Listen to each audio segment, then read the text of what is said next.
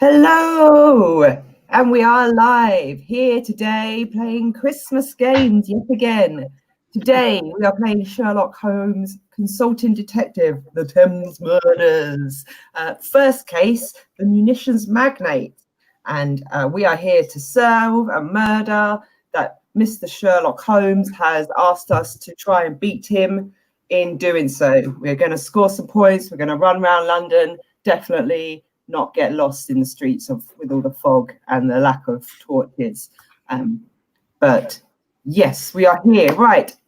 I'm going to go around and introduce everyone. We'll let everyone introduce themselves. I'll introduce myself first. For anyone who's new, hi, I'm Anjuli, Aconyte's marketing and publicity manager. I forced my team into playing silly games with me at Christmas, and also our authors. Yay! Let's go around. Christian, who are you? What do you do? So I'm Christian Dunn, and I'm the licensing manager for Asmodee Entertainment on the interactive side, which means I get to share an office with the Aconyte guys when we're allowed to go into offices. Yeah. And this is like the first time the Aconyte team have ever seen Christian's face. His camera is always off for our team meetings. This is costing an absolute fortune in mobile data. Worth every penny. It's okay, claim it back. Sure, I can get someone to sign it off. Nick, who are you? Oh, hi, I'm Nick. As you said, I'm Nick Tyler. I'm Aconyte's publishing coordinator, which in practice means I do the internal and external layout of our books. So I commission all our cover art and arrange these fine humans' words into a lovely order that fits within a book. It's fun. Yeah. Carrie, who are you? I'm Carrie Harris. I'm the author of Liberty and Justice for All, which is the first book in the Xavier's Institute series. David? I'm David Annandale. I'm the author of The Harrowing of Doom, a Dr. Doom novel in the Marvel Untold series, and Curse of Honor, which is a Legends of the Five Rings books. Grab them all. I don't have the new ones yet. This one. Oh, and Harry. Got that one as well. The only one I don't have is Muscle Silver yet. Yeah. Look at what it looks like. I'm Rosemary Jones, and I'm the author of Mask of Silver, which is coming out in January. So Anjuli doesn't have the book, which I'm dying to see. And I'm also probably the slightly more tired member because I'm on the West Coast. Oh, no. So it's like 8 a.m. in the morning, which wouldn't be so bad, except my gaming group last night went past midnight. Oh. Well, I kept wondering, wait, guys, I got to get up for another game. I would be the slightly foggy Baker Street girl with the coffee rather than the mulled wine. I don't have any drinks around me, so it's fine. I've failed on my Christmasiness. Well, no, I know. In honor of the game, coffee. Yeah. And I brought my Connie orange marmalade today for Oh, that's great. Just like the bear that you are. Yes. I'll toast you. I have tea. Yeah. I Hot have chocolate. water. Oh, Carrie, do you have a chaos mug? Yeah. It's got zombie poodles and pterodactyls and all kinds of. I've been eyeballing those. Oh, I love them. Okay. All right. Cool. In the wild. So, our case is to find out who murdered Courtney Allen. He was murdered on the 9th of March. It is now the 12th of March, 1888, found in an alley. The case has been brought to Sherlock from his brother, and we have been given some clues. And I did invite people who are watching, I did invite you all to help us with this case as well. So you can go and listen to the intro story and find out exactly where we are and what it is that we're definitely all capable of doing. And we're going to solve this murder real fast. One of the clues that we found was a notebook. And this notebook, popped up on the screen here, gives us another couple of dates that might be of use to us as we're going searching for clues. So this is his diary. So on Thursday, the day before he died, He has an appointment that says Bishop's F, 8:30 p.m. Then another one that says Billy's mother's birthday. Don't know who that is.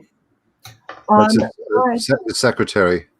Oh, thanks. I didn't know who that was. This is why I bring in the authors. They pay attention to the words. What a thoughtful employer he was. That's lovely. And on the Friday the 9th, so the day that he died, it says plant 8 a.m. Surprise! I think that relates to the munitions plant, the manufacturing plant that he owns. So I'm guessing he went there for some sort of surprise visit. That's just me thinking that maybe. And then it says Captain Egan, 8:30 p.m. So that is an hour and a half. No, it's 30 minutes. Oh, he was found at 7. So yeah, that's an hour and a half after he was found dead. So he obviously never made it to that appointment. All And right. then on the Saturday, he has Beeston's Mine, 10 a.m. and Terrible Something Embassy, 3:30 p.m. I can't read the scriggly. U.S. Embassy. Bad handwriting. Oh, nice. Mm-hmm. You're very good at reading this doctor's handwriting. Come now, it's beautiful copperplate.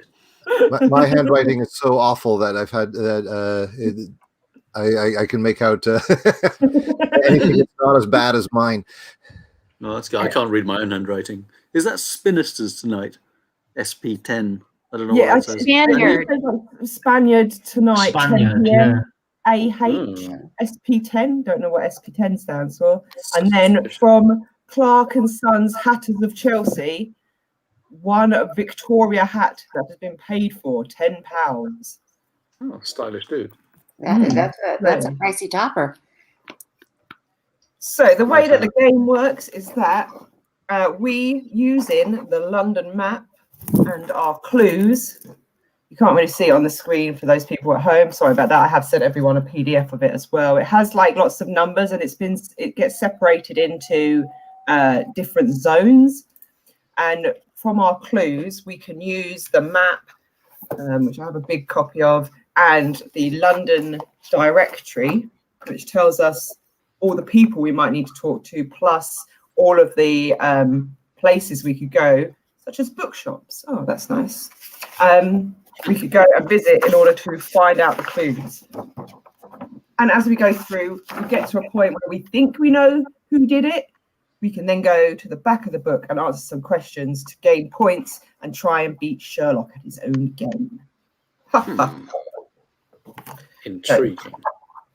So, based on what we know, what would we like to do? So I have some of you are looking at old newspapers for the day. Yeah, something that just caught my eye in on the first page of the newspapers. There's the situations. This is two capitalists wanted. A gentleman with not less than £2,000 to share in the working at a most successful automatic machine, which is now earning immense profits. I have no idea what that means. It just stood out as being a little bit unusual. A note we should make. Maybe it's something that if we decide to go to the plant, we can see if it's something they've put out. Is there an option to look a little closer at the stuff that was found on him? Because he had 2 wallets. It sounded Didn't he have a jewel as well of some kind? Yeah, some of that stuff was interesting. Yeah, because there's a whole bunch of jewelry robberies in the newspaper. Yeah, so he had a ruby ring and also a gold wedding band in his case rather than on his person. It could be if he was going to see his lady friend, he would take his wedding band off. Possibly she doesn't know that he's married. That seems to fit. I noted from looking at the notebook that a Victoria hat is traditionally a lady's hat. So that and a ring and everything else definitely obviously is fancy lady. Good to know. So the way it works is that you can't sort of like actually look at the clues themselves. Unlike what you have to do is decide on the location that you want to go to, where someone could possibly tell you more information about said clue. But we won't know, so that we only have like what's written in the book as our clue as well. So we may go there thinking we're going to find out about this ring or something, and it doesn't tell us anything about that ring because that person knows nothing about said ring, or it means that we've gone to the wrong place for that. Also on the map, it does give us a time traveled scale. So if someone is telling us their alibi, we can do a little measure and actually work out, hold on a second, would they have actually been there at that time if they had to like travel there? Could you show us the notebook again with the, because there were a couple of addresses in there. Lady Marmalade has run off with my pen. I guess just, or is it the Hatters? Yes. Could we start at Clark and Sons and investigate why he paid £10 for a topper? That's quite an expensive hat. That is quite an expensive hat. Quite suspicious. Let's have a look if we can. Maybe it was made of munitions. It is a Hatters, which is not under the word Hatter. What are they? Clark and Sons Hatters. Clark. Yeah, Clark. C-L-A-R-K.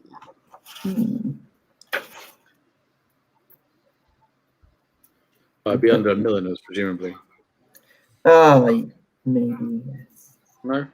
No, it's not there either. Oh, okay. That's not, Okay, but it may be that it's just under. it's not under Clark. You have some department stores we can turn up to, though, I suppose. Oh, we could go to the furriers. That's awesome. Oh, maybe we've been spared a trip then. That makes sense. Yeah, like Remind me how our fellow died. It looks like he was shot. Was all of this stuff found on the body? Yeah, so this was in a locked briefcase that was with him. And so apparently the keys to the briefcase were on his watch fob, which was stolen, but Mr. Holmes broke into it anyway. I have found a John Egan in the directory, and that's who he was supposed to be meeting shortly. The Captain Egan at 8:30. Right? Yes. He's at 47 Northwest. 47 Northwest. Okay, well, let's go there then, shall we? I'm so good with working. Northwest, 47 Northwest. So we arrive at his address, and we are told by his landlady, whom we suspect was once a boatswain's mate on a man of war, that he is at the Admiralty. Which is... Wow, let us go to the Admiralty then. Yes. Let us do that. Yes, where would that be? Admiralty. Oh, I found that a second ago. It just disappeared.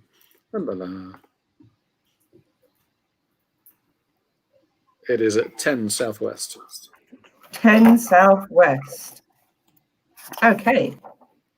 So, Captain Egan is a small bulldog of a man. He paces back and forth behind a massive oak desk as if it were a quarterdeck railing. 8 months ago, Alan came to this office with the designs for a new naval gun. Revolutionary in concept. Can't say much about it. Most secret, don't you know? The design was approved and the money's advanced for its development. That sounds like the ad we in the paper, doesn't it? We asked, can you tell us anything about the meeting Mr. Allen was to have with you on the evening of his murder? The captain barks out a name, unintelligible to us, and an aging lieutenant, long since breached upon the promotionless shores of paperwork, scurries into the room. Bring me the Grant Arms Company file. Alan sent me a wire. Quite vague. Close-mouthed fellow when it was all was said and done. He was worried about security for project number 10. I know, but won't say much on that. His responsibility. He'll take care of it. Of course, I'll put some of my men on it anyway. The lieutenant returns with a file and is dismissed. For the time being, he goes back to oblivion. Poor man. Project 10. Wasn't there something about SP10 in the notebook? So project number 10, yeah. Well, let's go to Grant Arms Co. then. That's a place. That's at 5EC. 5EC. Okay. Before we go, the captain shows us the wire that he was sent. It reads, "Meet tonight, 8:30, your office. Call out the guard. Pounce at 10. C. Allen." Then he shows us a detailed list of the activities of Richard Camp, a development engineer at project number 10. As you can see, he's always bringing boxes and bundles to the French embassy. Emile Zubar, French military attaché, has his offices at the embassy, don't you know? So you believe that Mr. Allen's wire implied that he had information implicating Camp in the security breach at the project number 10? I did, still do, but Lord Ragland, head of the project, assured me that Allen's security fears were unfounded. We met 2 days after Allen's unfortunate death. As a precaution, he told me he would remove Camp from the project. Since the conversation, I've concentrated my effort on Zubar, von Schaulenberg, Del Gura, and Meshkov. 4 new names for us, excellent. Their governments would all have great interest in our new gun. So far, my men have uncovered nothing, though. Thank you, Captain, and we walk off.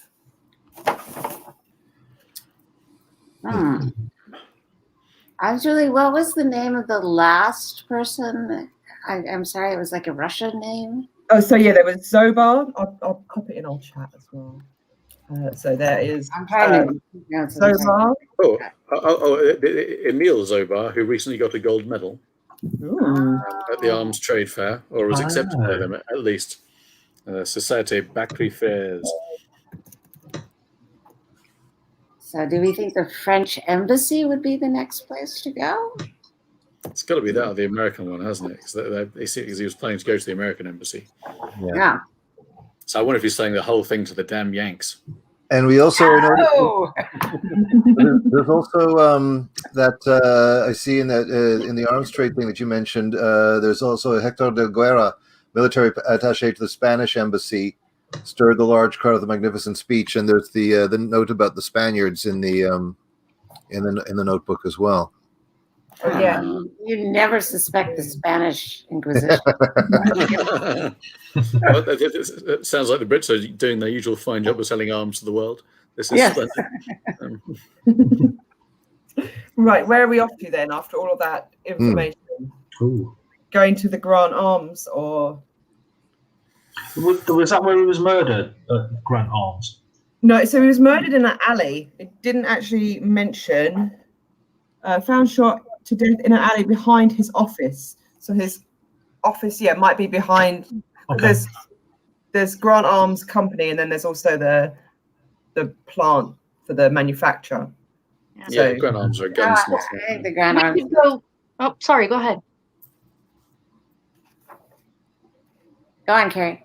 Oh, I was saying, we could go there, or the French embassy has the guy who knows what Project 10 is and what all these people might be interested in. So does it make sense to go there first? Yeah. So we know what we're looking for? That's a good idea. And they're all going to be pretty close together anyway, the embassies. They're all going to be in Southwest. So the French embassy. French Embassy, 59 Southwest. All right. Jumping over our hansom cab. We dashed to the French Embassy. I don't know. We're a bunch of street urchins, aren't we? They're not going to let us in. Jumping on the back of the Can I come in and talk to your military man, please, who does the killings? It's not going to have any of it. Saunter into the embassy. The shoulders in a trench coat. Yeah. I get to be on the top. I think that's fair. I think David's got the height to provide the legs. So we arrive at the French embassy and are shown into an office of a busy little man who twirls the end of his moustache with one hand while he shuffles papers with the other. He barely looks up to inform us that Emil Zobar is not in his office today, but starts violently at the mention of Richard Camp. Do you know Mr. Who?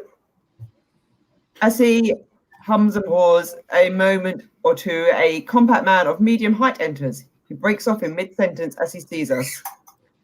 Pardon me, he says in English. I'm Paul Zobar, Vice Consul. May I be of service to you? I'm not going to put on a French accent. I'll just insult people. So everyone's going to have my terrible, slightly London accent. Before we can reply, the little man explains in a flustered mixture of French and English that we are on our way out and that the matter was a trifling one anyway, unworthy of the Vice Consul's attention. Satisfied, Zobar drops some papers on the desk and leaves the room. I'm afraid I have no more time for you today. If you wish to see Emil Zobar, I suggest you call at his home. Good day. As we are about to leave, a lovely young lady enters. Wiggins bows low to her. Wiggins, that's the leader of the Baker Street Irregulars. That's him. Bows low to her, sweeping his bowler across his body. He is immediately rewarded with a wide, dimpled smile and a curtsy. Before he can advance his cause, however, the young woman calls out, Papa, and races down the hallway towards Paul Zobar. We found out nothing apart from Zobar has a young lady. Daughter. With a young lady. Thanks for clarifying that. But Richard Camp's name comes up again. Yeah. We've heard him twice. Should we be talking to Lord Raglan? Because the camp is linked to him, and on top of which Raglan was the one who was passed over to become to run the company.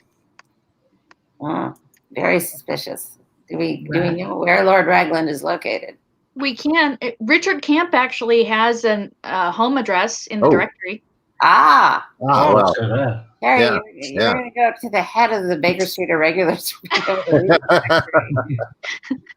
I have one book. This is what I'm looking at, the directory. He's at 23 Northwest if we want to go there. I'm all for that. Yeah. Let's stretch my legs. Yeah, let's do that. Okay. All right. So we find Richard Camp in the sitting room of his bachelor apartment, nursing a cold and looking thoroughly miserable.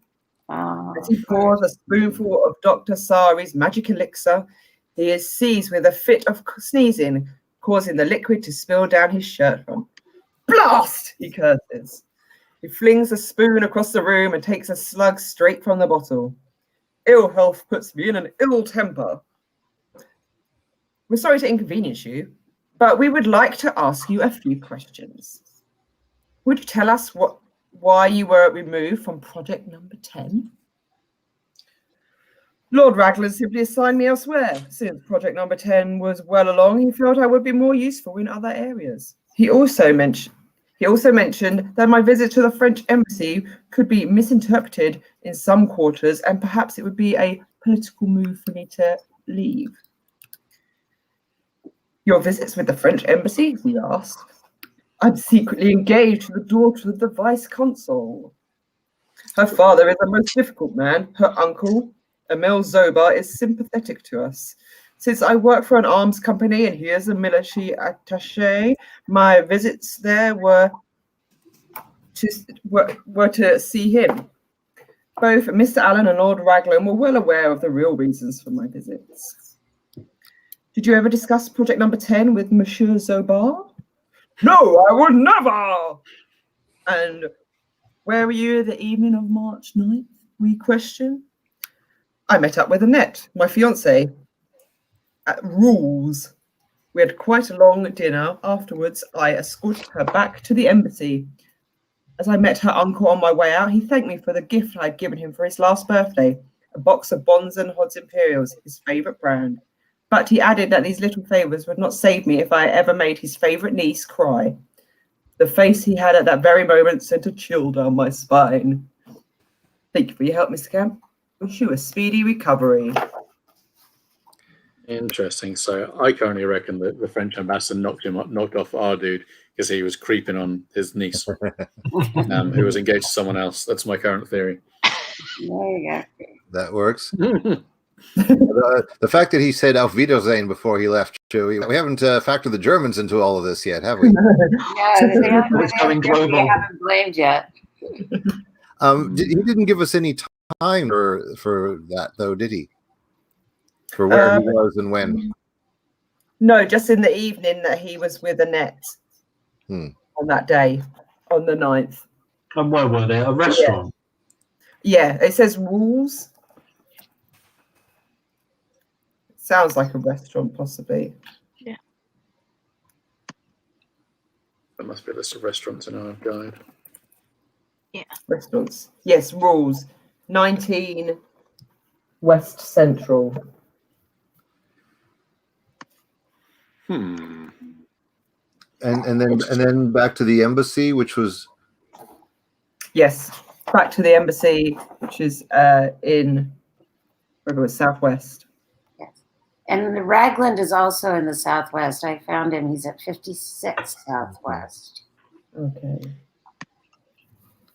Of course, I'm looking at the map. I don't know where on the map our victim was killed, so I don't know why. Yeah, we haven't been there yet. It was in London, David. What's the Okay, thank you. It's a small city on the Thames. Let's have a look just where it is, so we've got it. It would be Gunsmiths, possibly. No, yeah, Grant Arms Company. So East Central, number 5, East Central. Number 5, East Central. Well, I'm all for a good gunsmith, I guess.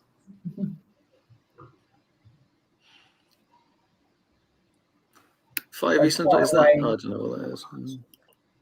Trying to see number. That I mean, that's a fair distance. In the very top right corner. Ah, there are so many numbers. Oh, I see. Top right corner of East Central? Oh, there we are. Yeah. All right. Well, that's a long way from the restaurant. And what was the restaurant name again? And also the if you go back to if you went back to Southwest to the embassies, that's a very long way. Yeah. So, assuming that this is supposed to be around the times, and he's giving us alibis,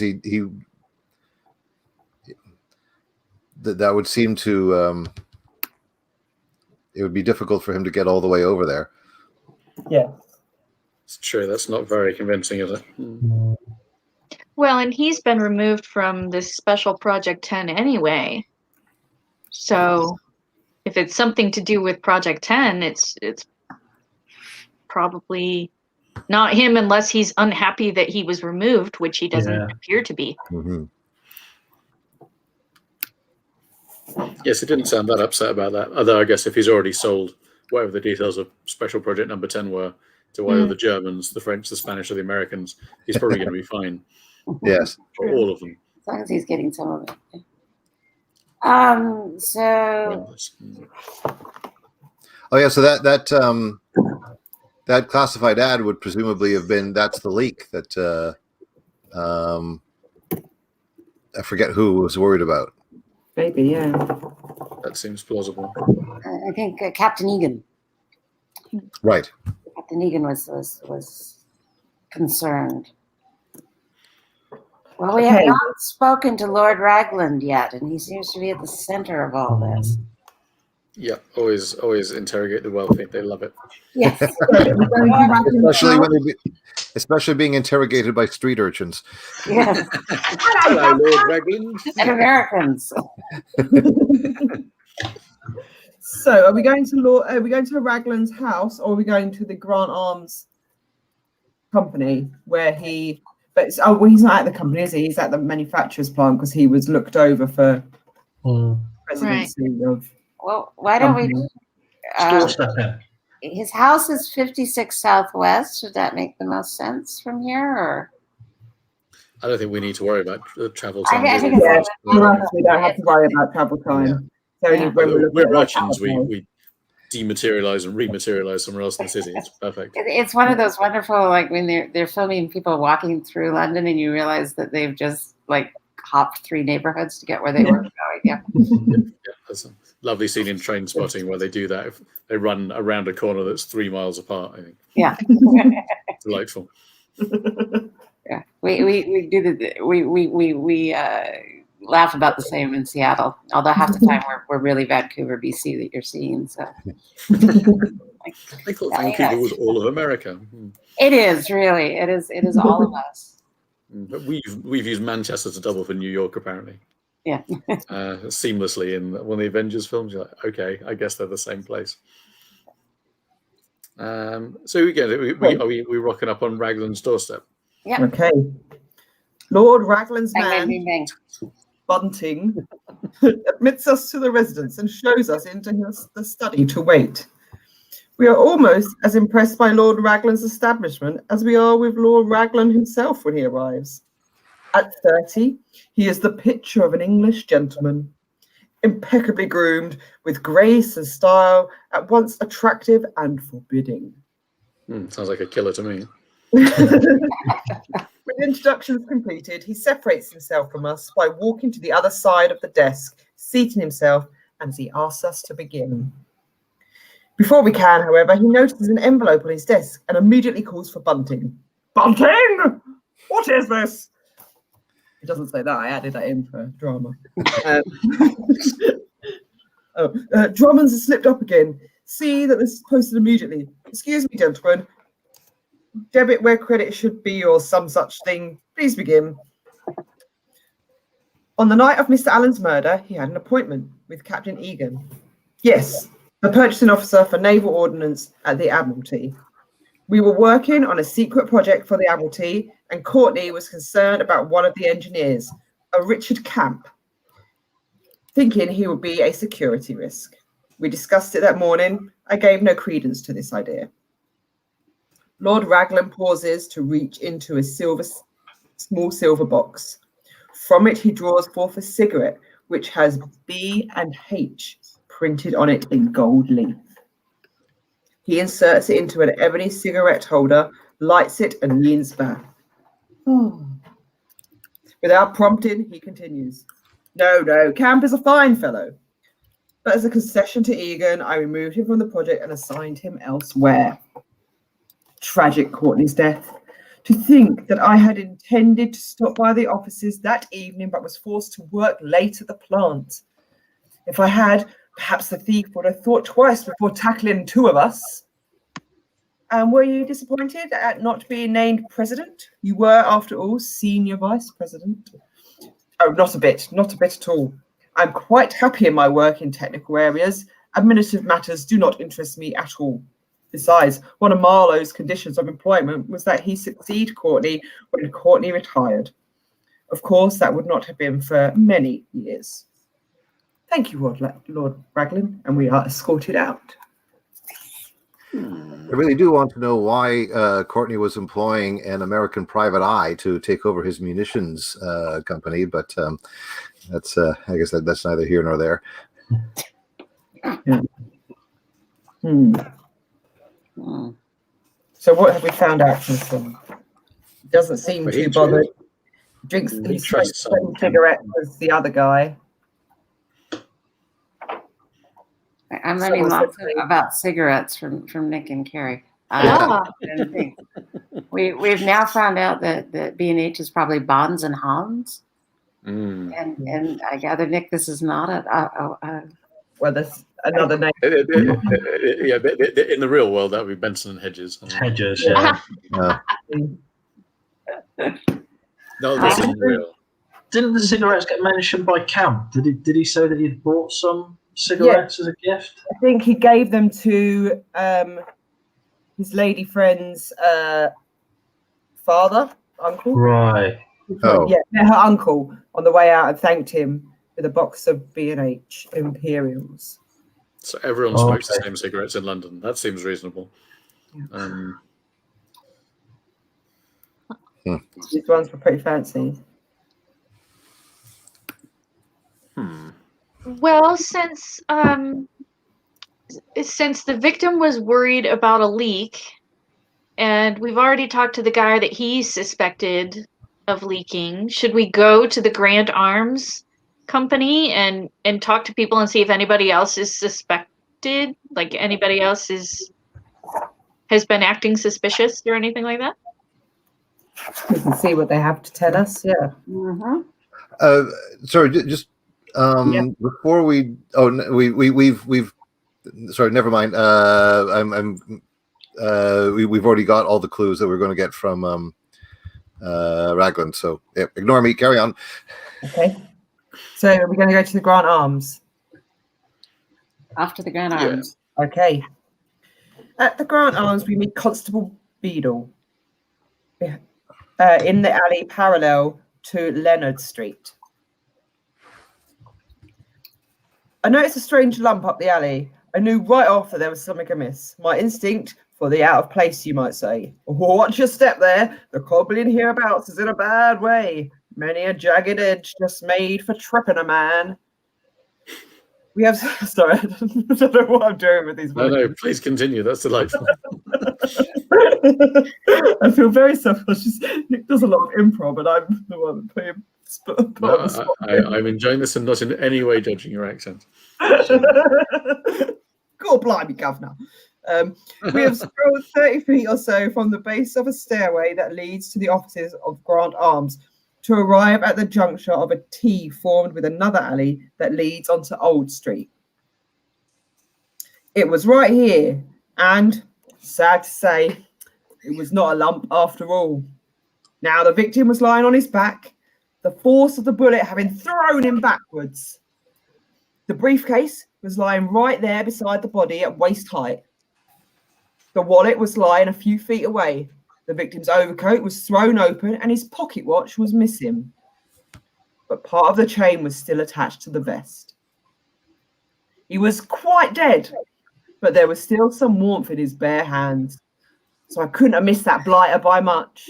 I enjoy that they put the word blighter in there. That's blighter in it. Oh, no, so we've somehow stumbled upon the murder. The murder we found location it. itself. How handy. I feel like we Now, should have known that. the perpetrator must have hid in that shed just up in that second alley. When the victim approached, he jumped out and fired point blank range. As you can see, it's but 5 feet from the shed to where the body. We thank Constable Beadle for his time and trouble. He goes back on patrol, but we linger a moment longer at the scene. From the shed, Wiggins calls to us. Seems both Scotland Yard and our perpetrator have been quite careless. His open palm reveals the remains of a cigarette. On it are the letters B and H in gold leaf. I don't know why we're picking on smokers. I mean, they're all going to die sooner than everyone else anyway. This is very mean. The tip end is pinched evenly all around. Beaming, Wiggins suggests that we adjourn to the offices of the Grant Arms Company to interview Alan's private secretary. Our unorthodox means of entry via the back stairway startles a young man we meet in the corridor. Fair-haired and pleasant-featured, he turns out to be William Linhart. After introductions are made and we are seated in Linhart's office, Wiggins asks him a question that's been nagging at all of us since the beginning. Oh, yes. I bet it's the one that's been top of my list. What was Mr. Allen doing in that alleyway? That's definitely what I was also keep considering. Thank you, Rosemary. That was what I was wondering about. Yeah. Well, for those of us who are trying to listen along, we were just noting that a pinched cigarette might have been in a cigarette holder. Who did we see that had a cigarette holder? Ooh. Solved it. Well, that's killing. Because I was thinking of someone who couldn't really afford those cigarettes, and so was pinching out the end when it wasn't yet finished, so they could finish it later. But we don't know which end is pinched. Or who pinched it? So, Anjuli, we just took you off track, so go back and finish. Oh yeah. Who's this William dude? Go on. So anytime he worked after hours, which was often, he would leave by the back way. It was a short walk to Old Street where the traffic was heavier and a cab more likely to be hailed. So anyone who had passing knowledge of Mr. Allen's habits, company employees, or even business acquaintances would certainly be aware of that practice. Yep, guess so. That evening, Mr. Allen was scheduled to meet with a Captain Egan at 8:30. Can you tell us who Captain Egan is? I feel like we should have got it first from these questions. He's the ordnance officer in charge of purchasing for the Admiralty. Do you know what the meeting was about? He and Mr. Allen met often to discuss a special project that had been undertaken some months ago, but I was unaware of that particular meeting. Mr. Allen regularly delivered progress reports, but always during the day, and I always made the appointments. I remember that Mr. Allen asked me to put the SP number 10 folder into his briefcase. It surprised me because I was not aware of an appointment with Captain Egan. Can you tell us about that? Yeah, because that was not in the briefcase. Can you tell us about this special project? Oh, it's very secret, but I suppose I can say that it involves the development of a new type of naval gun. Were there problems with the project? None that I'm aware of. Mr. Allen was very concerned about security, though. While we do sell arms to foreign powers, there are certain weapons that are reserved exclusively for our government. Special project number 10 was such a one. Was Mr. Allen's concern over security based on a specific incident or centered on a specific person? The existence of the project was common knowledge, so I'm sure he expected a certain amount of, well, spying. Called in Lord Raglan to discuss the matter after several strange people were seen hanging around the Deverell Street plant. Why would the plant be under surveillance? All the technical data, blueprints, formulas, and that type of thing are housed there. Our offices are entirely administrative, so we do not keep any confidential documents in here. Mr. Allen's brother believed that he was having an affair at the time of his death. Realizing that this might be a delicate matter, would you know who the lady might be? No, I don't. Over the years, I've always known about Mr. Allen's peccadillos. Is that a word? Sure. Peccadillos, yeah. Peccadillo. I enjoy that word. Never heard it before. Learn a new word. But only in the most general way. We would be working as something could trigger a cryptic remark that obviously had to do with his personal life. For example, just after the International Arms Fair opened, he received a scented letter on pink stationery. Later that day, he was dictating a memo to Lord Raglan when he stopped and picked it up. He took a full whiff of it and said aloud, "Women often marry for a title, but they won't necessarily fall in love for one." Then he laughed and went on. He was having an affair with a titled lady. Countess von Schulenburg would be my bet. We've solved it. Sounds good. Yes. Oh, bride of 5 months to the German military attaché. The Germans again. Oh, they're making Auf Wiedersehen a little bit of a lull. Yeah. Does the German attaché smoke B&H? That's what we need to do. Yeah. Yes. To the embassy. Okay. Before we go, he says, we quickly ask him, are you now the secretary of the new president, Mr. Marlowe? Yes, he was Mr. Allen's hand-picked successor, which perfectly illustrates the kind of man Mr. Allen was. There was no love lost between them, and yet recognizing Marlowe's outstanding business brain, he named him as heir, so to speak. Thank you, Mr. Linhart. You've been very helpful. Is that Philip Marlowe, who's a really good shot and won a prize last week? Maybe. Scored at the Wimbledon meeting. Oh yes, it is Philip Marlowe. Yeah. I did write that. Philip Marlowe, now successor. How convenient for him. I reckon paid off by the Germans to do some shooting. I see. Or another rival for his attention. Do we want to find Marlowe or the German embassy next? I feel like the German embassy will offer us a cup of tea, where Marlowe wouldn't. I think the German embassy sounds fabulous. Okay, let me find the German. We've got a debrief it for the.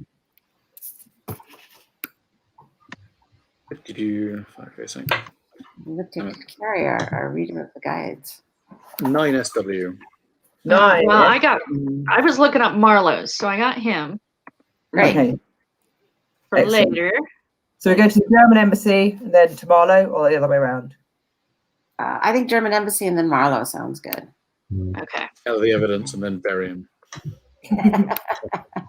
At the German embassy, we are told that Count von Scherlenberg is out, but that his aide, Colonel Frederick von Krusoffer, will see us. Krusoffer. Croissant is the word you're looking for. Yes. Krusoffer. Yeah. The colonel is an impressive figure, tall and slim. He gives us an imperious one-eyed stare from behind a monocle. He is at a loss over our only question, but not from lack of knowledge on his part. But how dare we come along asking it? After a long pause, he finally relents. He retreats to his desk and flips through the pages of a record book. The Count left the embassy at 4:45 p.m. on March 9th. Beating the colonel to the punch, as it were, we dismiss ourselves. So, yes, the Count was not in the embassy after 4:45 on Monday night. Okay. So we either have to find him at his home or... Shall we go to Mr. Marlowe? Okay, well, it's Carrie. Beverly found him. Yes, let's do that. Okay. 32. Where does the Count live? Oh, yeah, where is Mr. Count? Von Schulenberg, 51 Southwest. 51 Southwest. Oh, he's in that area, isn't he? This guy's fine. Isn't it funny when the electronic version of that document is far more useful than the paper one? Yeah. There's no control F on this. There's no control F. Yeah. Less control F. Stupid paper. Okay. We love paper. We love books. I didn't mean it. Take that back. 51 Southwest. We are greeted at the door of Count von Schoenberg's residence by a man whose glare is unfriendly and forbidding. There's many forbidding people here. His walrus moustache and stiff bearing remind us of a sergeant in the guard rather than a butler. Before the man could shut the door in our faces, as he shows every sign of doing, Wiggins spews forth a stream of guttural sounds in a language that must bear some resemblance to German. Wow, some quality base racism in there. Nice. For the butler steps back, clicks his heels, and admits a sin. Wiggins, for his part, cannot resist a mischievous wink in our direction. But not a lady wink. No, not a Yeah, not the Alfreda's name wink. Count von Schulenberg sits waiting for us behind his desk in the study. Physically, he is a bit of a surprise to us. Short and rotund, he looks slightly absurd in a tight-fitting uniform, more like an overdressed tram conductor than a military man. We suspect, on evidence of the half-filled glass of clear liquid on his desk, that his complexion is as much due to his penance for a tipple as to the tightness of his collar.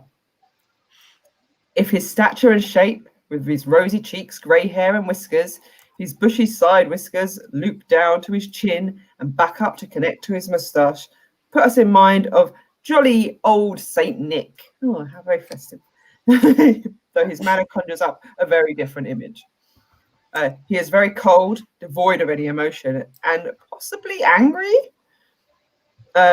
He notices Wiggins' attention to a magnificent gun collection, which finds one wall and asks him in a flat tone of voice, suggesting disinterest in an answer, if he has a liking for guns.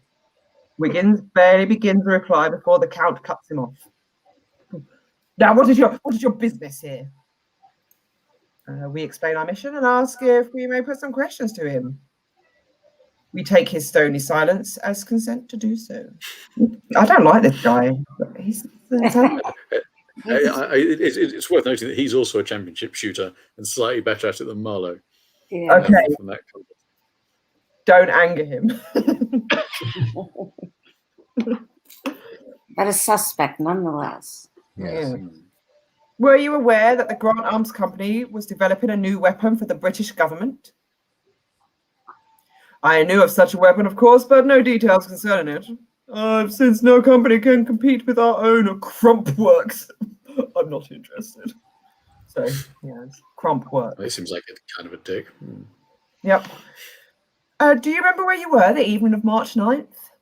He raises an eyebrow, with the implication of the question. While he is deciding whether to answer or not, he lights a cigarette. We can't help but notice he does. the intake on the cigarette. And Is what- he using a cigarette holder? It doesn't say. Finally, he speaks. I recall quite well. I went to the home. I don't know why he's got this accent when he's German. Stick with it. It's a good one. Perfect choice. I went to the home of Hector del Guerra, military attaché to the Spanish government. Just then, there was a knock at the study door. Oh, Alfred, says a beautiful young lady as she sweeps into the room and stops short. Aha. I'm sorry, Alfred. I was unaware you had company. With a great deal more animation than we have seen heretofore, the Count rises, goes to her with elaborate ceremony, and introduces the young blonde lady as his wife. She is Nice. 30 years and 3 inches. The height advantage goes to the lady. The introduction at an end, the Count, well, there is no other word for it, dismisses her. Turning back to us, he says, if that is all, gentlemen, it's not a question. We are. They've only been married for 5 months as well. Yes. So that looks pretty much like that's the married floozy. Yeah. So just taller than him and younger than him. She still seems quite keen on him. Or he still seems quite keen on her. I don't know. I'd expect a little bit more resentment if he'd knocked off Bo. Wow. He may not be aware of the affair. That's what we established.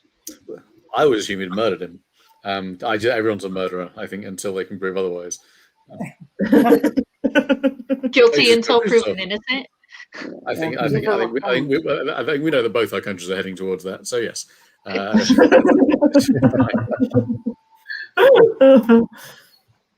Okay, what do we want to do now?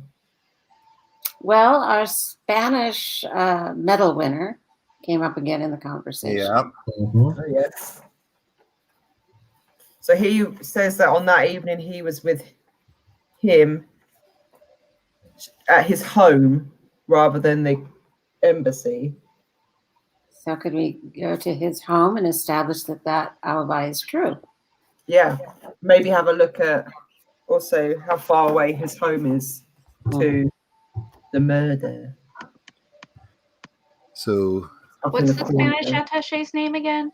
His name is Sherlock Guerra. Is that someone else? Holmes. Oh, yeah. Guerra. yeah, Hector. Hector the War. So who can Great F5 fastest? It's not very Victorian, but it works. Well, he's got a house of his own too. Okay. Del Guerra is at 36 WC. West Central. So nobody's close to the murder site, but I guess that would be too convenient. It was you. You looked out of your window and you shot him. Listen, everyone seems to have some reason to go and visit the arms dudes. And so they sell guns, and everyone's into guns here, which is nice. Yeah. They're all military types. Okay. So we go to his home. Yes. Our interview with Hector at his home is suddenly interrupted by the entrance of 3 small children into the parlor. They fairly fly into the room with a swoop upon their father, covering him with hugs and kisses. Close upon their heels, their governess issues a string of Spanish commands, which once again restores order.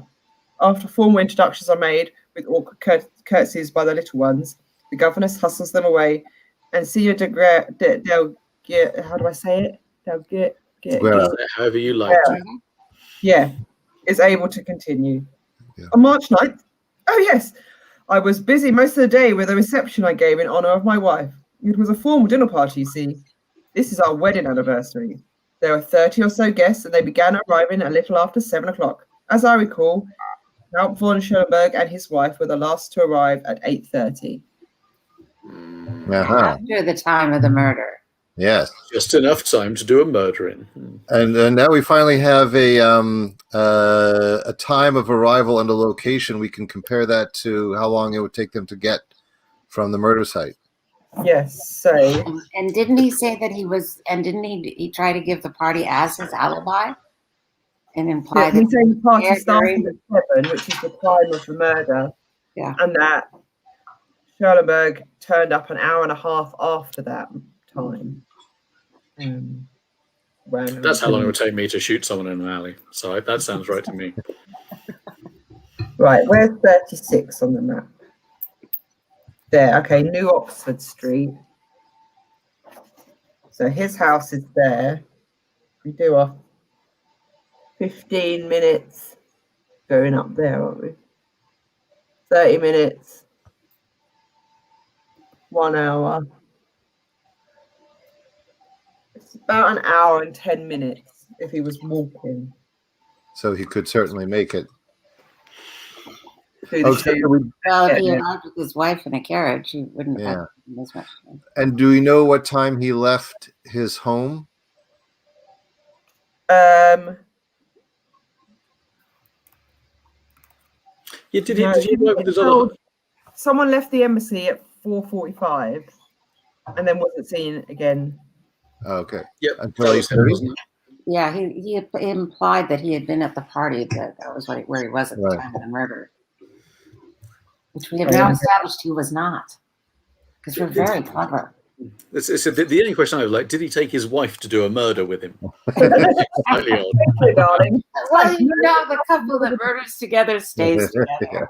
I just need to go down this dark alley. Just stay in the cab for a while. Yeah. It'll be fine. Ignore You're the allowed loud. down, don't worry. Well, perhaps making a point. Yeah, I'm just going to kill your lover, and then we can go to the party. Actually, in fact, a cigarette holder is somewhat more of a lady's ornament, if that indeed was a pinch cigarette. So maybe they did it together. See, this is sweet. But they certainly don't have a valid alibi for the time of the murder. Then They do not. So at least we Maybe, have somebody without a valid alibi, which is always good. And if Mrs. Schulenberg was involved, maybe it's because our sad victim Courtney was actually chasing lots of women. It sounded like he was he had a number of fancy ladies, so maybe they did have a murder together. Yeah. Maybe Count Schulenberg just been dragged along in the wake of his wife's jealous rages. We've not spoken to the wife. We don't even know if she knows about it. Well, you know, and there's that good old. I have a little magnet up on my refrigerator that says, "At first she missed him, then her aim got better."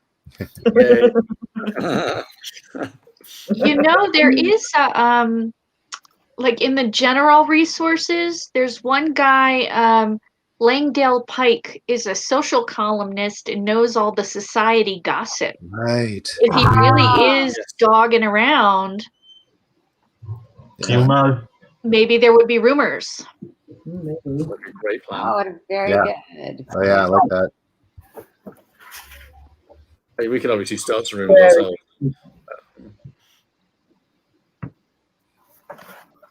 Let's see. Do we know what her name is, the Countess? Just Countess. No. She should be just the Countess. Oh, She's a fair-haired Rhine maiden, apparently, which sounds like a heavy metal band. So he's working. Or something like that. Yeah. So he's either at the Societies Club, which is 2 Southwest, or Langdon Pike. He might be in the 2 Southwest. Social columnist knows all London gossip. 2 Southwest.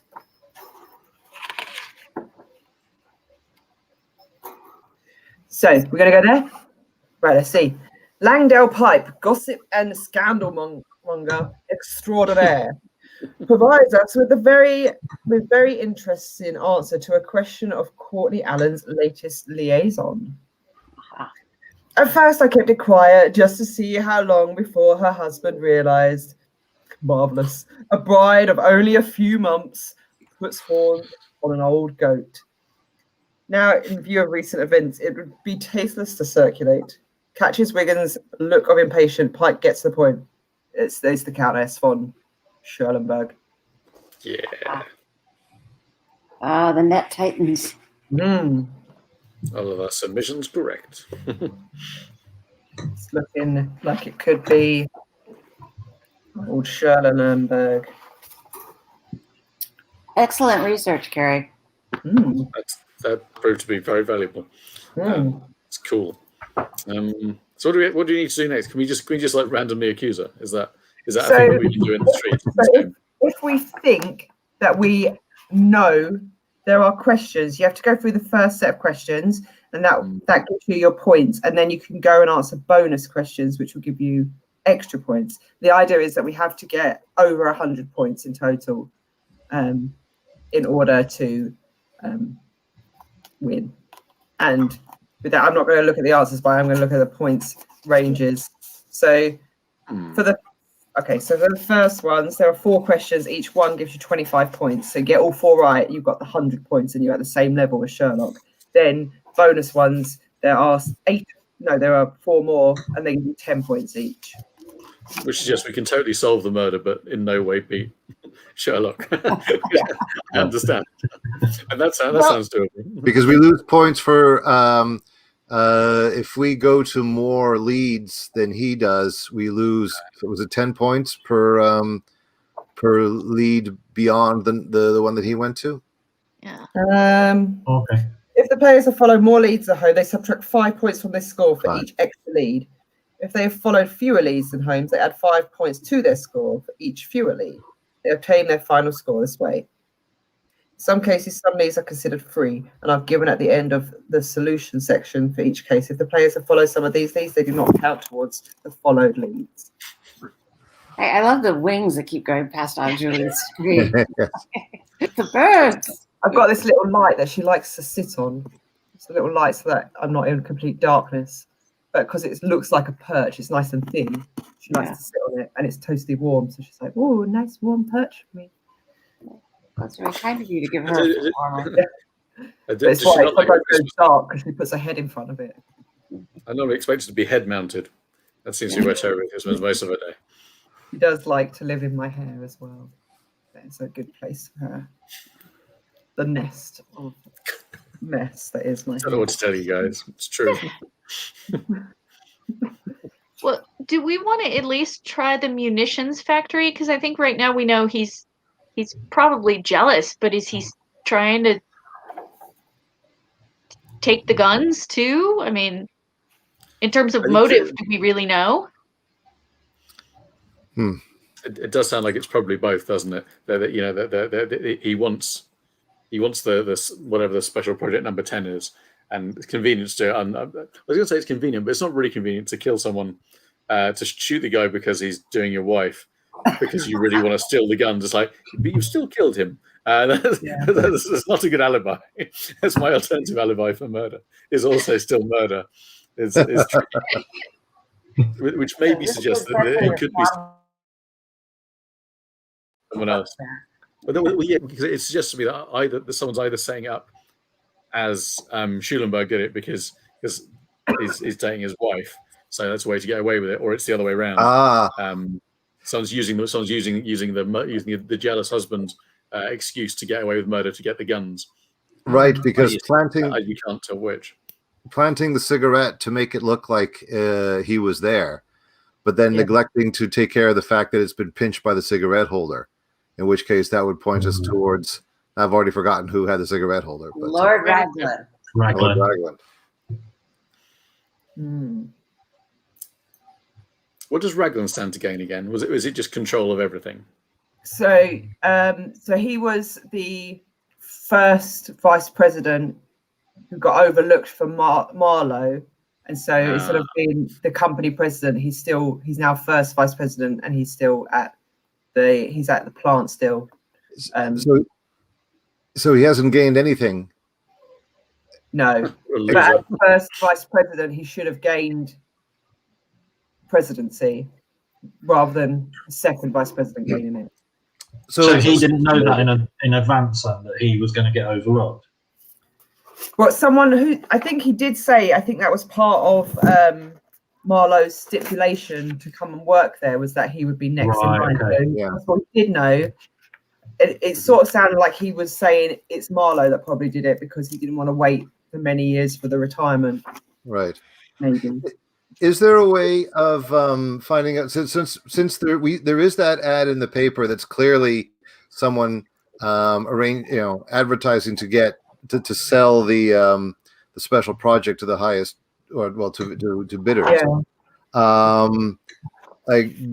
Should we go to the Financial Times to find out if we can find out who placed the ad? That's a good idea. Very good idea. Let's look in newspapers, etc. See if we still haven't been to, where was it you wanted to go, Carrie? We've still not been to that thing. Newspapers. The Times, 30 EC. Found it. 30 WC.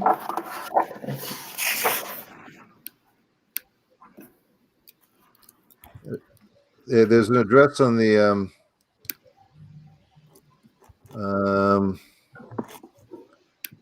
where is it now? Maybe we can't. Financial Times, 28 Bridge Row, East Central.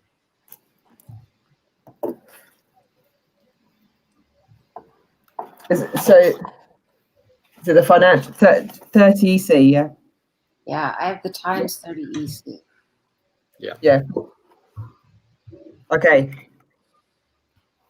So we meet Henry Ellis at his office and explain we are looking into the murder of Courtney Allen. His face brightens. Ah, the Grant Arms Company case. Yes, I've heard talk about that here in the newsroom. Mighty suspicious. But if you ask me, I've got a pretty good idea about what this is all about. He stops and flashes us a knowing smile. He seems to have no intention of continuing. After a few seconds, Wiggins impatiently leans forward and pleads, "Well, what is it, man?" Ellis looks around to make sure no one is eavesdropping. As you might already know, Ellis explains, the Grant Arms Company is working on a secret naval gun. The point will be superior to anything available today. I've heard from my contacts on the continent that almost every naval power in Europe would like to get their hands on those plans. I sincerely doubt an Englishman pulled the trigger. More likely it was a Russian or a Frenchman. If superiority on the high seas isn't motive enough for murder, well, I don't know what is. Yeah. Yeah. I don't think we need to throw the Russians in. That's just going to confuse things, doesn't it? Where's that embassy? I still lean toward our German count, who's a sharpshooter and has a personal motive as well as a financial gain. It's true. Where's the other place you wanted to run down, Carrie? Oh, I was just saying, do we want to talk to Marlowe, who is the guy who inherited it all and is kind of in charge of that munitions plant, to make sure this isn't a motive of either sale and messing with his wife, and it's the German, or somebody's framing the German? That is the tricky bit, isn't it? We don't know if it's frame up. It's a good. There are two solid motives, but we don't know if one is obscuring the other or being used as for framing the other. Yeah, and since Marlowe's the one who inherits it all, seems like we should at least talk to him. That's a point. If we think he's the killer, we probably should. Yeah. No, we don't want to see him. We just thought he was the killer, so we let him go. Killers are scary. Let's avoid them. I'll buy that. Is he the dude that's at 32 Northwest? Yeah. 32 Northwest. We're in, right. Let's go. I was just trying to count up how many leads we've done. Lots. Yeah. Lots and lots. Making note of that. Wandered all of London. Yeah, and that's because, unlike Sherlock, we want to be sure, rather than like taking like the size of someone's shoes and the fact that someone used to drink tea in the 70s as being like critical evidence that makes someone guilty. We want actual evidence. Thank you, Mr. Hammond. You say that Sherlock was responsible for a number of false accusations. I think, yes, I think 90% of his cases, the wrong person goes to prison. This is really compelling when he describes it.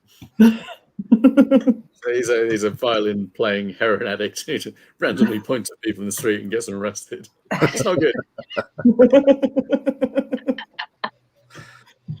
Okay, so we're going to see Marlowe. That's right, yeah, is it? Right.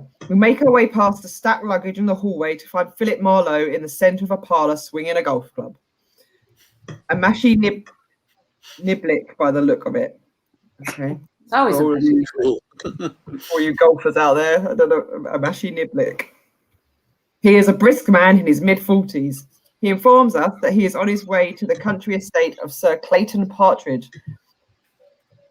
And so brevity on our part would be appreciated. We ask him about his ascendancy to the presidency of the company. Oh, Alan and I have had an understanding on that score. Upon his retirement, I would always take the office. In fact, it was the key reason I joined the company 3 years ago. Mr. Allen was close to retirement then? Not by any means. Look, I cannot deny that I have mixed feelings about Alan's untimely death. It was tragic, and I feel outraged by, as any decent, right-thinking man would. But we're not personally close, and I do relish the chance to run the company now. Where were you on the evening of the 9th? I played golf with Sir Clayton in the afternoon and went home with him to dine. Stayed till almost midnight. The butler enters the room, and a valet? No, valet. I don't know. In one hand and a shotgun in the other. Ready, Swinson? Well, I'm off. That's his golfing gear, is it? Like a bag and a shotgun. Yeah. Phenomenal. I like this guy. You have to do something about the bunnies on the golf course. Yeah. I like the crocodiles at the Florida one. Yeah. Well, he doesn't sound too worried, but he also doesn't sound particularly guilty.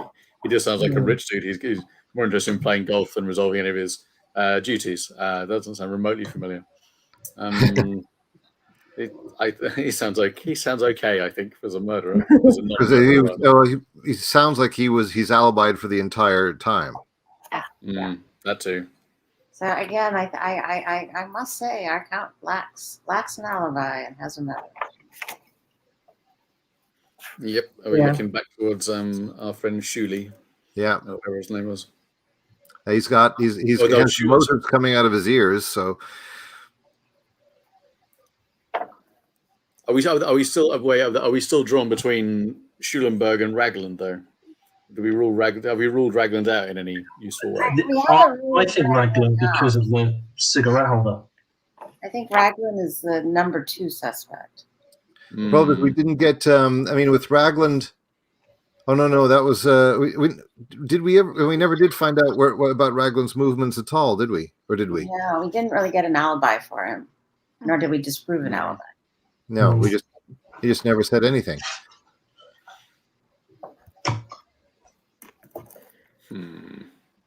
But I guess because we have no way of, since we have nothing to go on with his movements, but we do for Schulenburg's, and we know he could have done it. I guess the evidence is pointing to him, whereas we just don't have any evidence one way or the other with Ragland. That's true. Plus, he's a lord, so we're not getting near him anyway. He's guilty or not. Unless he's selling the guns to the German. Yeah. Something like that. Well, he certainly. I mean, we certainly have potential motives with him. That would be the main thing for him. Would be to sell the to sell the guns. We don't seem to have any way of tracking his movements, whereas we do with Schulenburg. That's true, but also, as we saw, Schulenburg didn't seem remotely upset that his wife was having an affair, and surely wouldn't have killed the guy if he didn't know about the affair. So that makes me feel like the whole Schulenburg thing is the the red herring that someone else is using. Like these are great excuses for why Lord Ragland would then sell the secrets overseas. Right. I've got a note that Ragland said he was working late at the plant. Oh, Yeah. Aha. That sounds good. So could Also, we got go a to nice house. Ragland's plant and establish where Yeah. Yeah. yeah. One last stop before we knock him down in the street and accuse him of murder. Is that Yes. what we're Well, I mean, I have to say, among the authors, it's like, how many red herrings do you throw out in your plots? Yes. And is it always the person who you would be suspected, or do you think it's more fun to make it the person who is the most suspected? Yeah.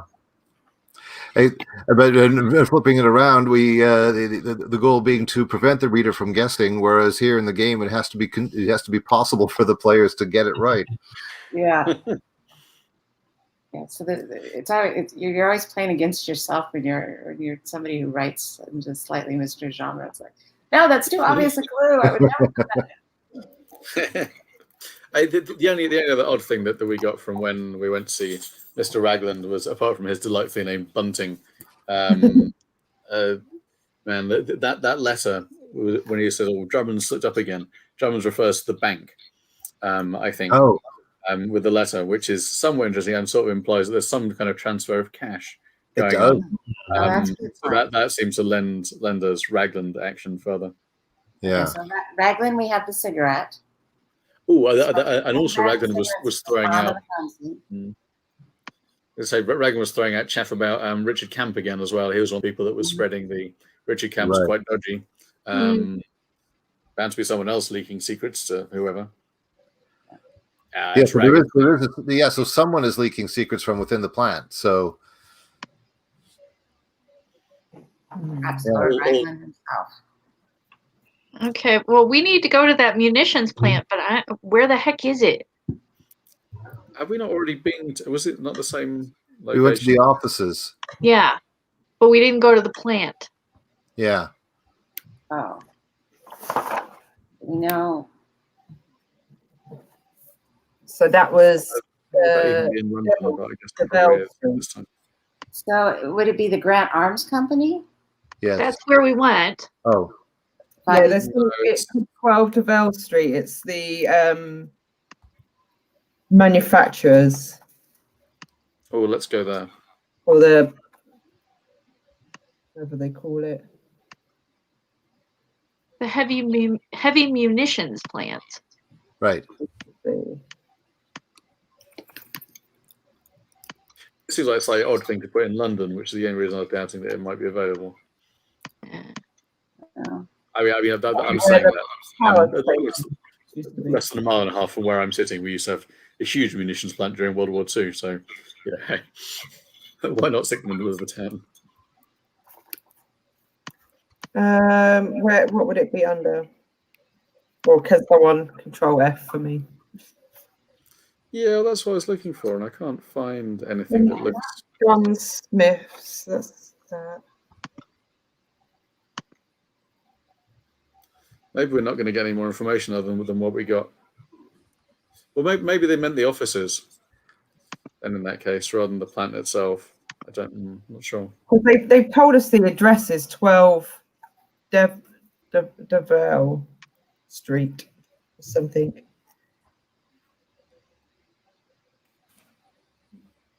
I'm not searching all of London for Deville Street on that map.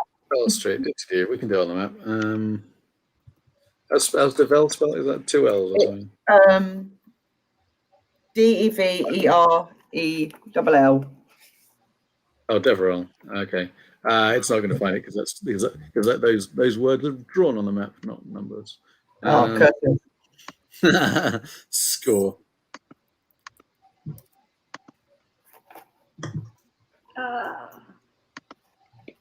It's in the. I'm just looking up in Google Maps. Deverell Street's in SE1, if that helps. So somewhere on the southeast. I love it. A Baker Street boy has got a Google map. I just got Wi-Fi in my pocket, Gov. I'll just double check. Oh yeah, right. 12. Yeah, right at the very bottom of the map. Okay. So we enter the typically grimy manufacturing environment of the Devil Street plant. Lord Raglan ain't here. Oh, sorry. Lord Raglan ain't here. I can show you to Mr. Keyhole's office. He's the governor assistant. It is evident that Walter Keyhole has come up through the ranks and would be more comfortable in overalls than his present ill-fitting tweeds. With a meaty paw, he tugs at his shirt collar and asks us our business. Can you tell us anything about Mr. Allen's visit here on the morning of March 9th? Odd, I thought it was. So as I remember it right enough, Mr. Allen comes to see his nibs, Lord Raglan, but he weren't here. Mr. Allen says he'll wait in the office. Do you know why Mr. Allen came to see Lord Raglan? Now, I wouldn't be knowing their business, but it was most likely about that project number 10. It been secret and all. There was hangers on around the plant, foreigners and whatnot. Oh, he sounds delightful. Where was I? Do you know what transpired when Lord Raglan returned? What? Well, he never did return. Leastways, not before Mr. Allen left. I was called away, and when I gets back, Mr. Allen hands me a note. Says it come for Lord Raglan and that he was to be sure he gets it. He always says that he'll see Lord Raglan some other time, and perhaps it's best that not even mention that he came by. Lord Raglan was in a bit later, stayed for a couple of hours, and left for the day. Odd it was. A begrimed workman enters and informs KO of some problems with a piece of machinery. I'll be back in a moment, gents. Why don't you wait in Lord Raglan's offices then? Left to our own devices when KO and the workman leave, we can't but notice a drawer at Raglan's desk partially open. And, of course, we can't help but peek in. We do not discover much of interest, only a stack of invoices and a bundle of stock certificates. One of the invoices is from Radford Jones and Company for 140 guineas. It is dated September 5th, 1887, and stamped paid March 10th, 1888. Wow. So it was paid the day after he died. The stock certificates are in 5,000 share denominations of several different companies, among them Duckett Paper Mills, Stevenson Iron Works. We managed to close the door just before Cahill returns. A little kick in the slats always does the trick. Now, where were we? And that's an impressive safe, we say. Our plans keeping under lock and key, to be sure, to be sure. Would you take us to someone who could tell us about project number 10? Well, only one round here would be Richard Camp. He was the engineer on the project. Not anymore, though, but he could probably tell you a thing or two. Cahill leads us back through his office and out into the corridor. The noise of the plant, curiously insulated in Raglan's office, grows stronger as we approach Camp's office. We knock and enter, but the office is vacant. He's maybe down on the line. Let me check. Cahill's second absence gives us a chance to prowl around Camp's office. The desk is littered with plans and formula notations, none of which means anything to us. Next to a cigar humidor is a framed photograph of a young woman. She's very pretty with extremely long dark hair, and she radiates a bright dimpled smile. Somewhat blurred in the background is a vaguely familiar cathedral with two square top towers. Before we can rummage any further, Cahill arrives. Mr. Camp, he left early for the day. Says he ain't feeling well. Well, thank you for your time. Yeah. We are doing the leads backwards, aren't we? I'm beginning to feel like is this like Memento? You know, we're doing it. Oh my God, what are these tattoos? Right. That's like an embarrassment of leads, most of which we know don't matter, or at least hopefully don't matter, like a tailor's and other things. Yeah. Well, we've already established the French girlfriend with the Notre Dame in the background in the photograph. But this does. Well. But this does poke a hole in Raglan's alibi. It does. Yeah. Do we want to go to? And I was able to find the receipt that he used for the company Radford Jones. Radford Jones is actually in the directory. Always suspicious. It's at 11. So that might. We're going to get our clincher there. Yeah. Yeah. Well, I'm feeling good.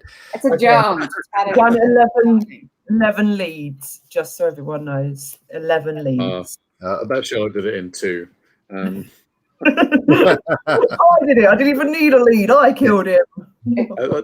So, well, I guess that's the question. Do we need further corroboration or confusion? I don't know. Because we're liking Raglan now, aren't we? Yeah. I Yeah, think what we got? well, why not Radford Jones, and then we've done an even dozen. That's very easy for Yeah. Splendid. Okay. So the proprietor of Radford Jones and Company is caught between a natural reticence to talk about his client's financial affairs in general and a biting urge to speak about Lord Raglan's in particular. After all, a gentleman's tailor is second only to a gentleman's gentleman as a paragon of discreet and loyal service. But the slight done to him, which involves money, is too much to contain, and he chooses to speak rather than keep quiet. It took us 7 full months to collect that bill, 140 guineas. Why? I almost had to resort to the courts. Not that it would have done me much good at the time. If all the tradesmen to whom Lord Raglan owed money to were lined up end to end, it would have stretched across the entire city. Of course, everything is righted itself now. I don't mind telling you, however, when it comes for a fitting these days, we have to get our payment in hand before we proceed. So we have now established that Raglan had strong financial motive. Right. Clap him in iron.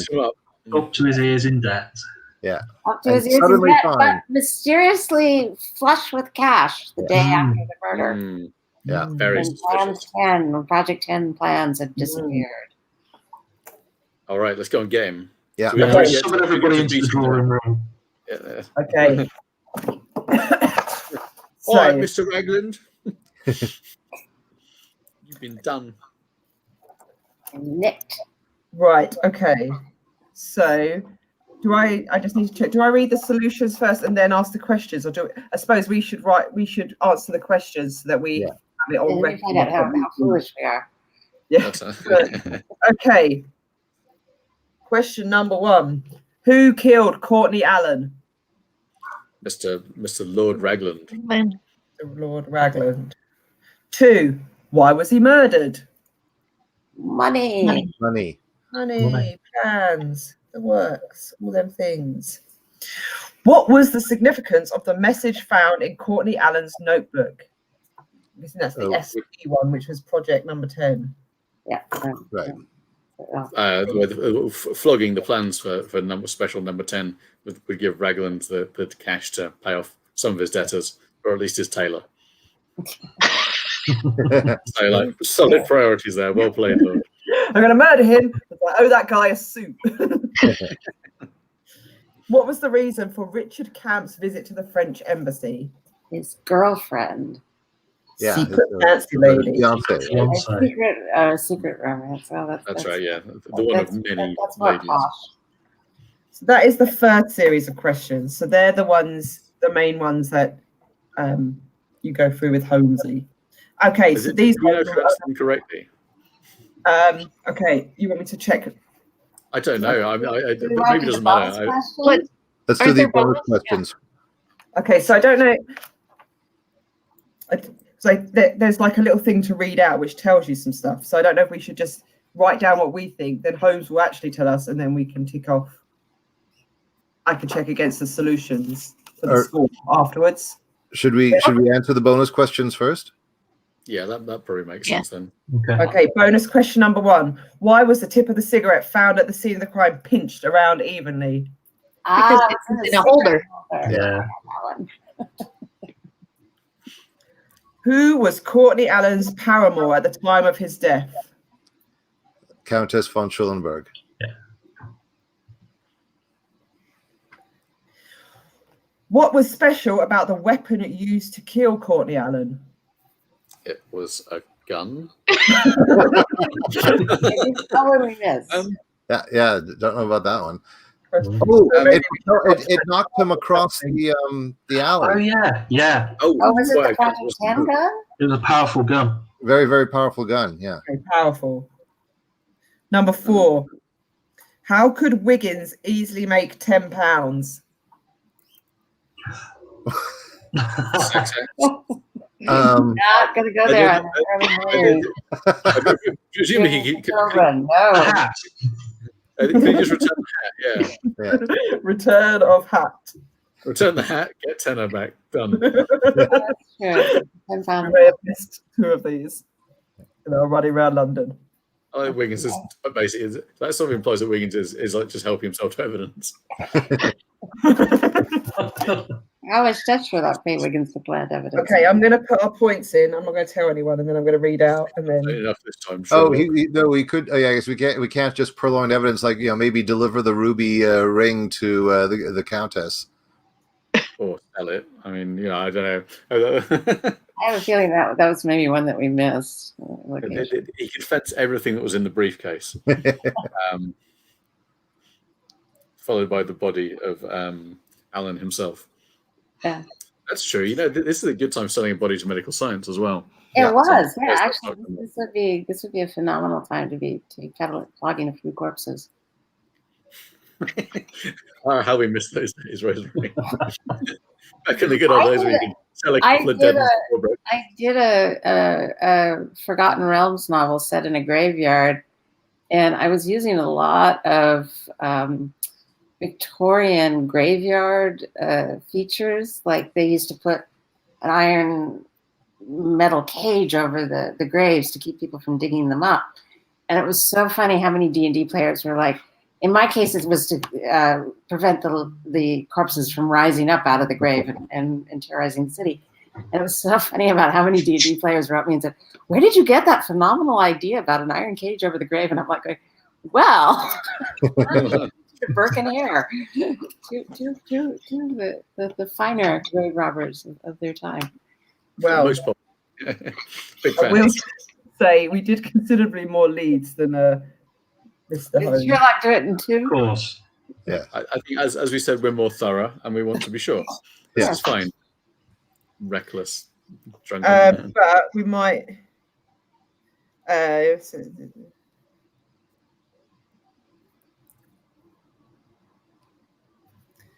Right. Yeah, there aren't any free ones to go to. I think. Oh, is it different ones? So is it leads that are different to? So yeah, we went to that one. So you have to none the people that we talked to. 12. They're 10 points apiece. Sherlock probably just went to the tobacconists, and that was it. Okay, so I'll read it out and then I'll tell you all. Okay.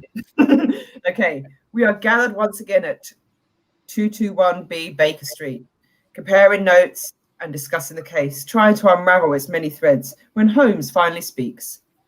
From the outset, it was obvious that the thief of Mr. Allen's wallet and the watch was but a decoy for the perpetrator's real intent.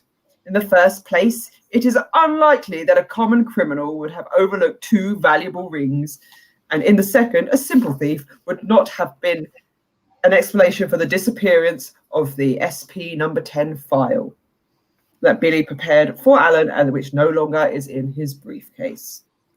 But the briefcase was locked, protests Watson. As far as we know, Alan locked it and it remained so until you sprang it open. I might add... oh no, that's still Watson talking. I put the wrong voice on. As far as I know, Alan unlocked it. Oh no. As far as we know, Alan locked it and it remained so until you yourself sprang it open. I might add that I was quite shocked at your adeptness with such larceny. The criminal is to acquire knowledge of the criminal method. In any case, the murderer must have opened it, as evidenced by the spread eagle position of the body and the placement of the briefcase with regards to it. As Alan was shot, his arms described an arc outwards and away from the body. The briefcase then appears to have been flung some distance, as indicated by the dent in the leather, caused by it scraping along the jagged cobbles. Yet it was found beside the body and, more significantly, waist high, exactly the right position for a murderer to have retrieved it and brought it to the key on Alan's watch fob. Knowing that the contents of the folder were central to the murder and that the code stood for Special Project Number 10, a new naval gun for the Admiralty, it was a simple matter to cull 2 suspects from the customers list of Bonds and Hod's Imperial brand smokers. The cigarette found at the scene was, of course, a Bonds and Hod's cigarette. You must mean Count von Schellenberg and Emily Zobar, the military attaches from Germany and France, ventures Wiggins. Nope, not at all. Remember, all technical data was kept at the Deverell Street plant. Folder SP number 10, like the others in Alan's briefcase, contained only only data for admins. Data that would be of little or no use to a foreign power. It could, however, contain something that would be damaging to the company employee. Therefore, the 2 significant names on the Bond and Hod's list were those of Lord Ragland and Richard Camp. Captain Egan, quite unintentionally, went a long way towards clearing camp. A visit to the plant completed that job. His visit to the French embassy was certainly suspicious, says Watson. The photographs on his desk explain them perfectly. The church in the background with the unfinished towers is Notre Dame Cathedral in Paris. Mr. Camp's lady love is French and lives in the French embassy. Further, I suspect that the lady had some familiar relationship to Emile Zubar. The Bonds and Hod's Imperials purchased by Mr. Camp, a cigar smoker, were intended as a gift for Monsieur Zubar. I would have bet that Emile was the killer. Damn Frenchies, grumbles Watson. Watson. By that process of elimination, then Lord Raglan is our man. But why? What was the damaging information in the folder? Asked Watson. From the cryptic wire sent to Egan and the note concerning Spaniards by Alan, which, by the way, explains why a note signed AM was in Alan's handwriting. Alan must have made a copy of the note he left for Raglan and kept it in his notebook. From this, it is clear that Raglan was selling Special Project Number 10 to a foreign power. Whatever evidence Alan had was in the folder and about to be taken to Captain Egan.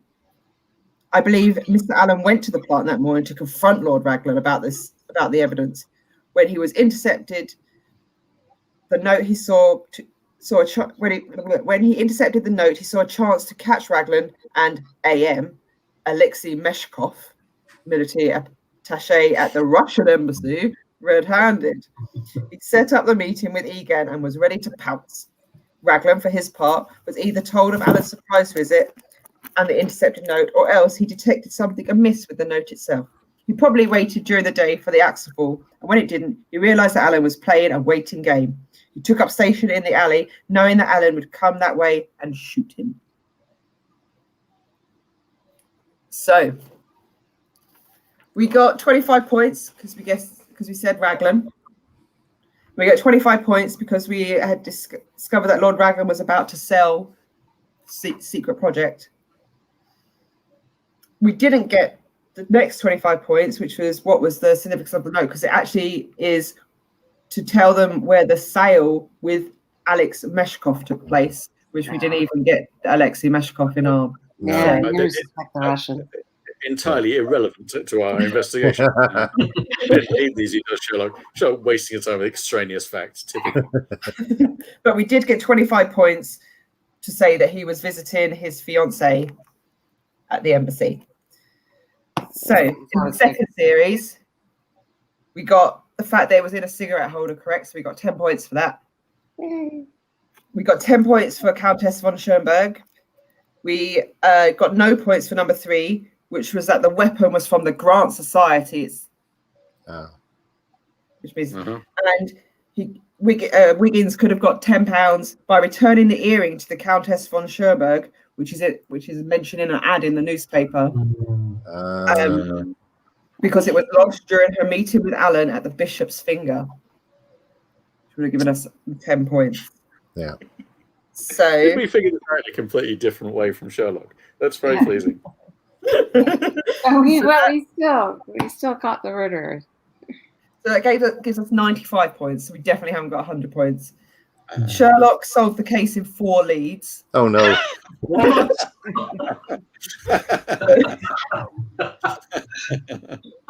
So first he visited the crime scene and the Grant's Arms Company. That's one place. Then he investigated the cigarette butt and goes straight to its maker, Bonds and Hod's. Then he met Captain Egan at the Admiralty. Then, thanks to the name of the street obtained at the Grant Arms Company and the map of London, he went to Devale Street manufacturing plant, which we use Google Maps for. Sherlock would have Google mapped if he could have.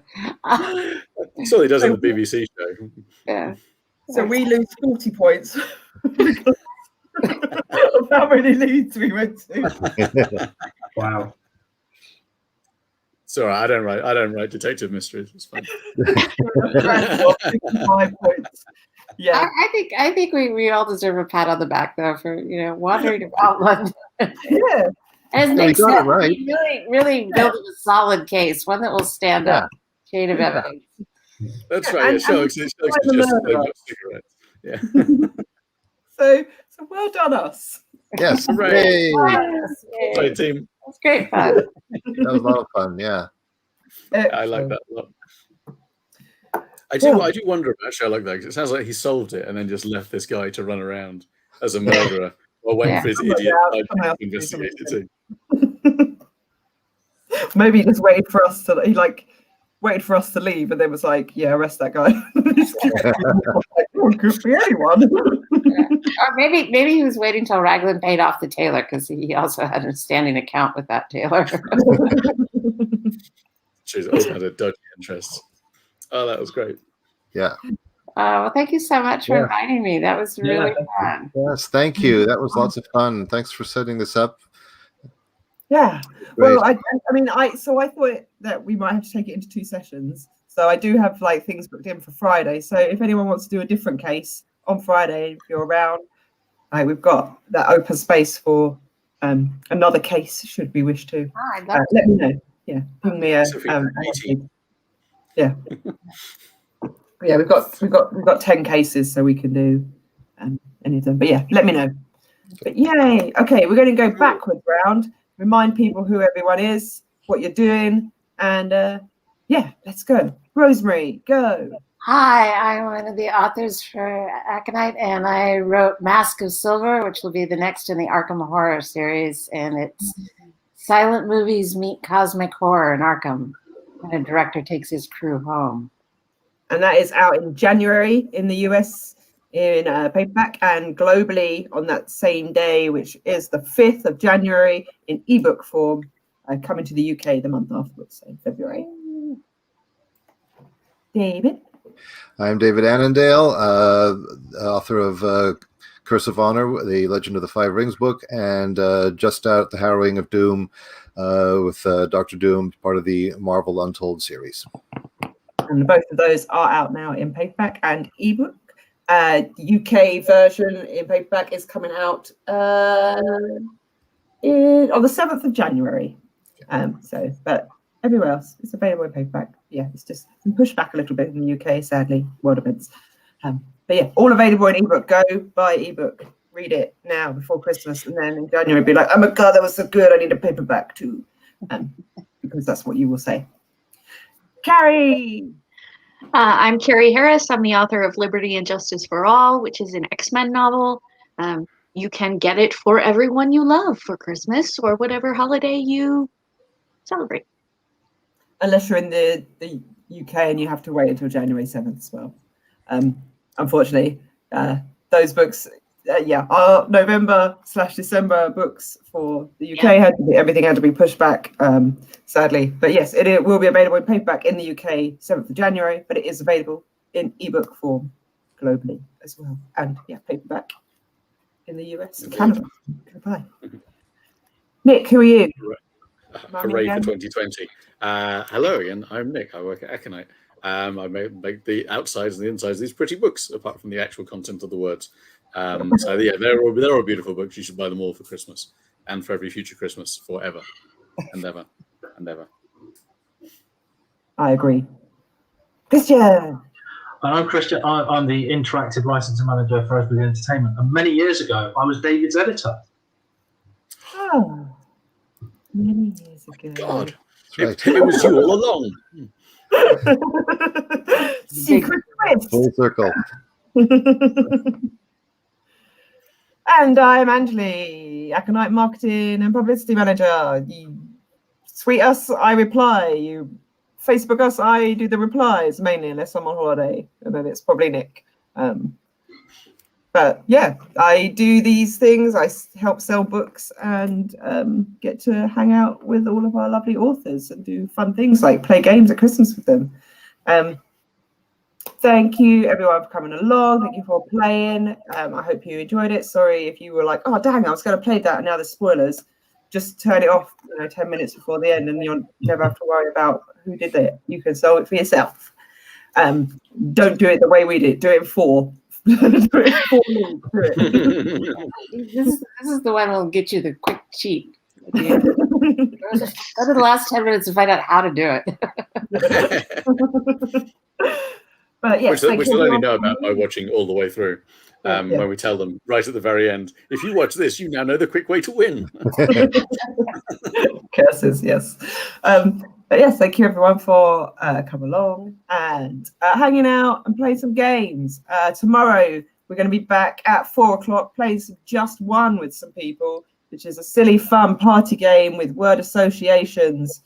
We had a lot of fun yesterday playing it. It was crazy. We're going to play it again tomorrow.